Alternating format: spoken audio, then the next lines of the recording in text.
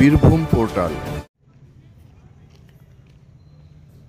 বীরভূমের সিউড়ি ২ নম্বর ব্লকের গাংটে বৈদ্যপাড়া এলাকায় বিদ্যুৎ সংযোগ বিচ্ছিন্ন করতে গিয়ে বিদ্যুৎ দপ্তরের অস্থায়ী কর্মীদের মারধরের অভিযোগ উঠেছে। এই ঘটনায় ৫ জন আহত হয়েছেন, যারা বিদ্যুৎ দপ্তরের ঠিকাদার সংস্থার কর্মী। আহতদের সিউড়ি সুপার স্পেশালিটি হাসপাতালে চিকিৎসা চলছে।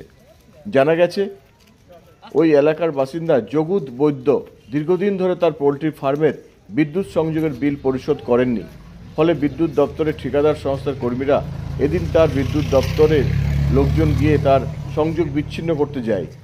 অভিযোগ করা হয়, জগু বৈদ্য ও তার পরিবারের সদস্যরা বাঁশ ও লাঠি দিয়ে তাদের মারধর করেন।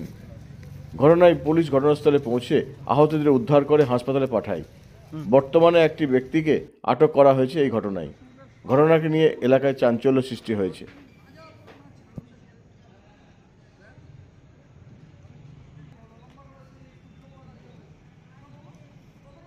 গ্রামে গিয়েছিলাম, হকিং কাটতে দেখলাম ডাইরেক্ট চুরি করে পুকুর মাছ ছিল এবং পোলট্রির ফার্মে বিল বাকি ছিল। আমাদেরকে সাহেব পাঠিয়েছিল ওই ফার্মটা কানেকশানটা কেটে দিয়ে আসতে। দিয়ে আমরা কাটার পরে নামার পর আমাদেরকে চট চাপড় কিল ঘুষি, তারপরে ওর বাবা একটা বাঁশ নিয়ে চলে এলো। কার বাবা?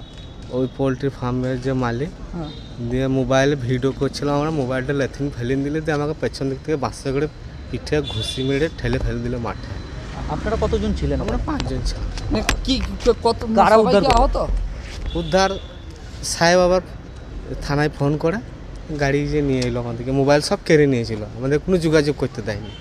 মোবাইলটা কোথায় আছে এখন? এখন দিয়ে দিয়েছে প্রশাসন গিয়ে, তারপর সব কাজ নিয়ে এলো।